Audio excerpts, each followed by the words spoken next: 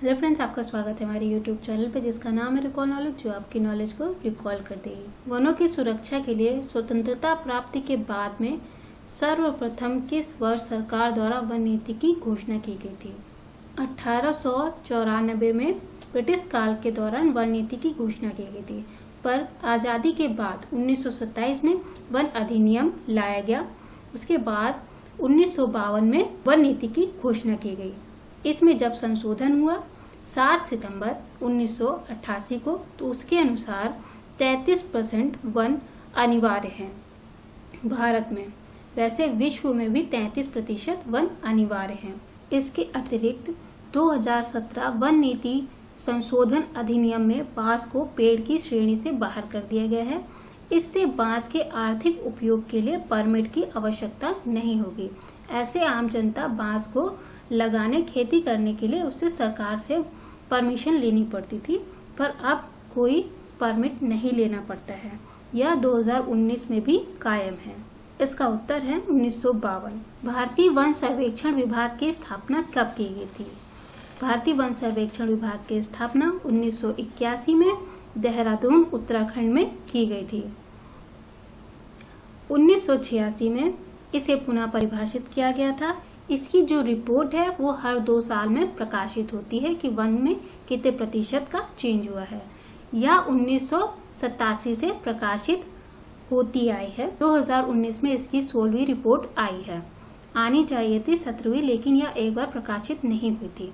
इसका जो प्रकाशन है वो स्टेट ऑफ फॉरेस्ट रिपोर्ट प्रकाशित करता है, जिसमें वनों का प्रतिशत इत्यादि का विवरण रहता है। इसका मंत्रालय है पर्यावरण, वन और जलवायु परिवर्तन मंत्रालय, जिसके मंत्री अभी प्रकाश जावड़ेकर हैं। इसका उत्तर है 1981। भारतीय वन सर्वेक्षण विभाग का मुख्यालय कहाँ है? भारत में वन अनुसंधान संस्थान कहाँ स्थित है?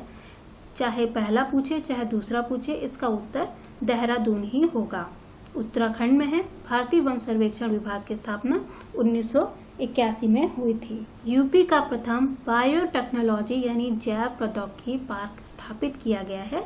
वह कहाँ स्थापित किया गया है? लखनऊ में। जैव प्रौद्योगिकी जो चैप्टर है वो फर्स्ट ईयर इंटर का है। इस बार टेट ने अपने नोटिफिकेशन जारी करते हुए कह दिया था कि इस बार जो हम क्वेश्चन पूछेंगे वो इंटर लेवल से पूछेंगे। तो आइए इस चैप्टर को हम ध्यान से पढ़ लेते हैं और इससे रिलेटेड क्या क्वेश्चन हमसे एग्जामिनर पूछ सकता है।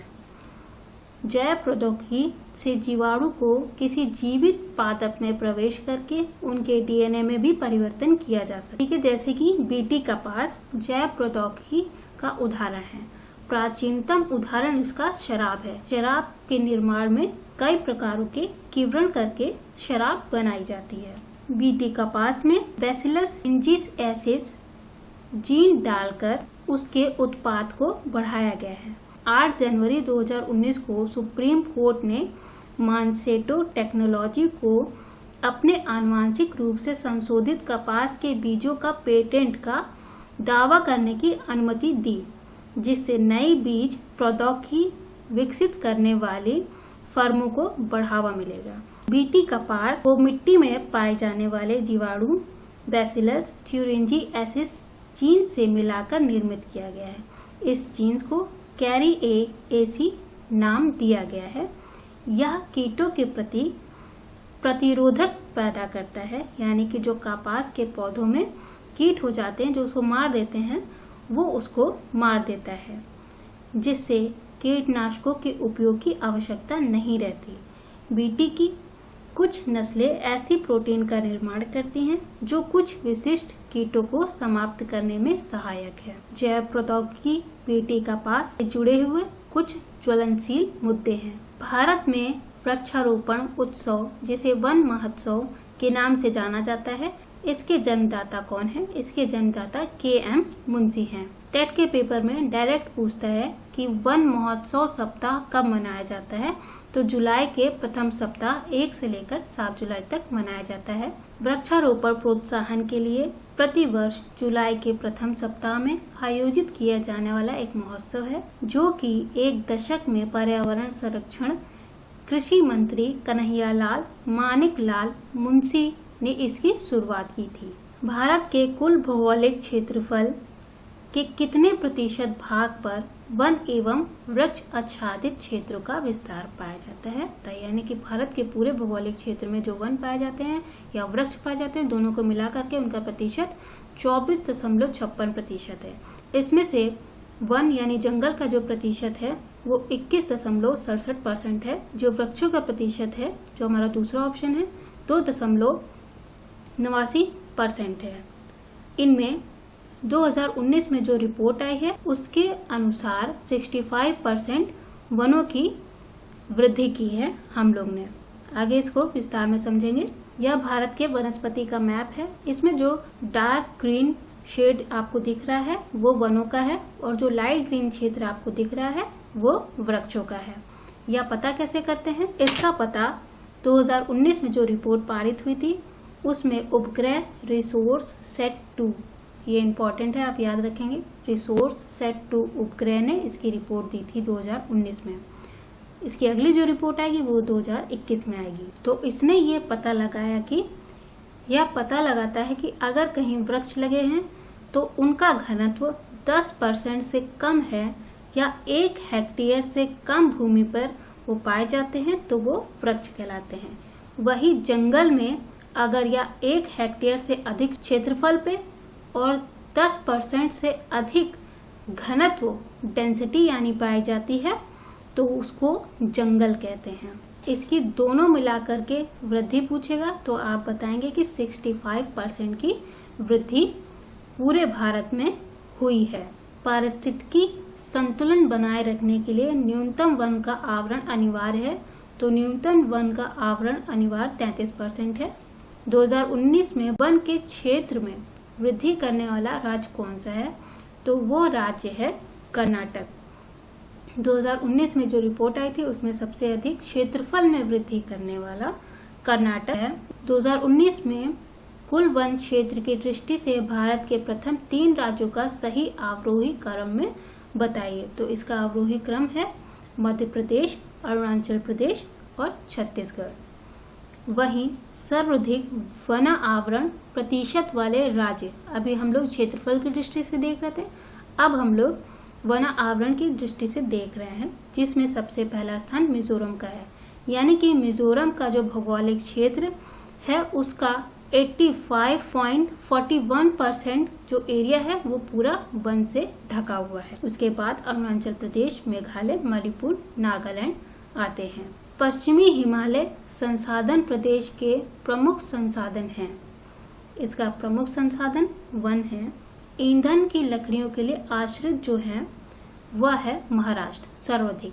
भारत में वन पर ईंधन की लकड़ियों के लिए आश्रित राज्य महाराष्ट्र है, जबकि चारा, इमारती लकड़ी और बांस पर सर्वाधिक आश्रित राज्य मध्य प्रदेश है। निम्न में से किसे वैश्विक विरासत को वन माना गया है?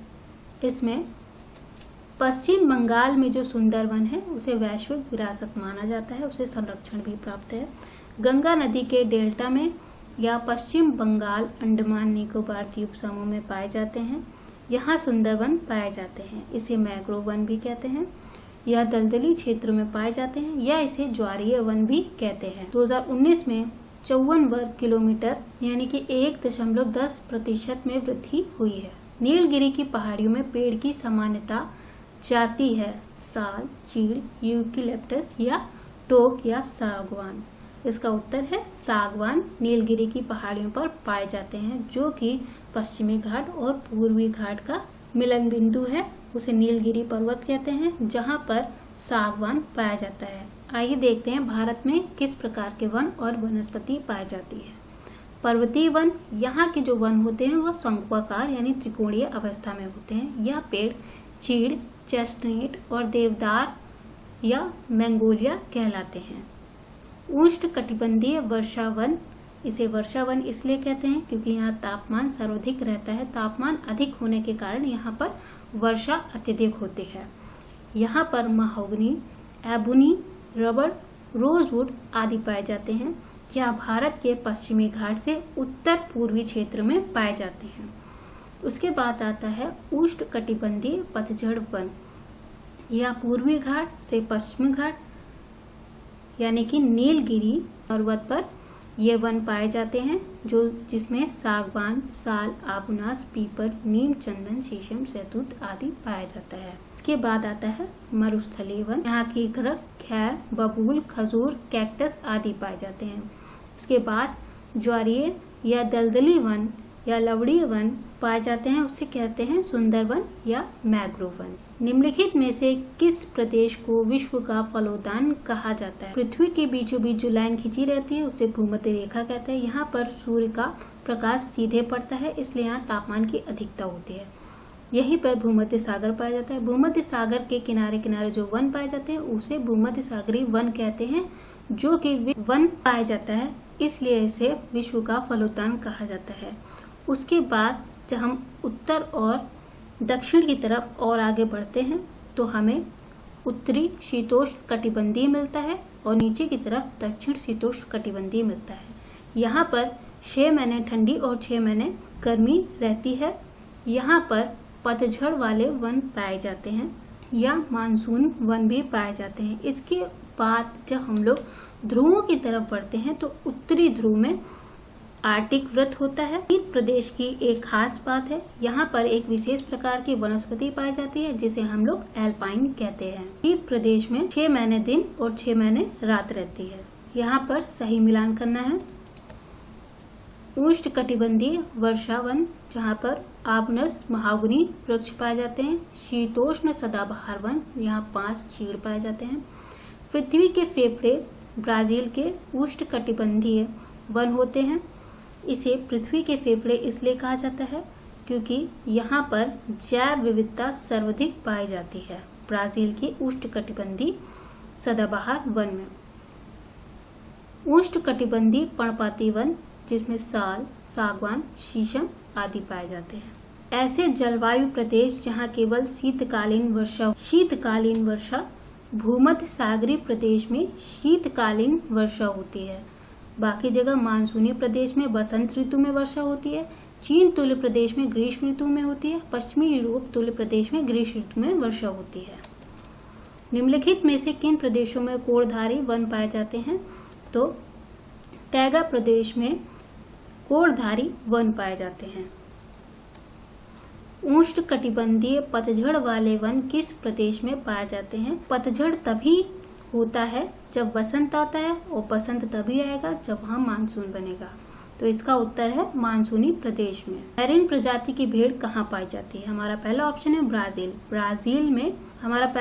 है ब्राजील भूमध्य रेखा में पाया जाता है। यहाँ पर तापमान अधिक होता है, इसलिए यहाँ पर जैव विविधता भी अलग होती है। यहाँ पर एक बंदर पाया जाता है जिसकी शेर की तरह पूंछ होती है, सुनहरे रंग की। चीन का जानवर है, उसे पांडा कहते हैं या पौधा खाता है।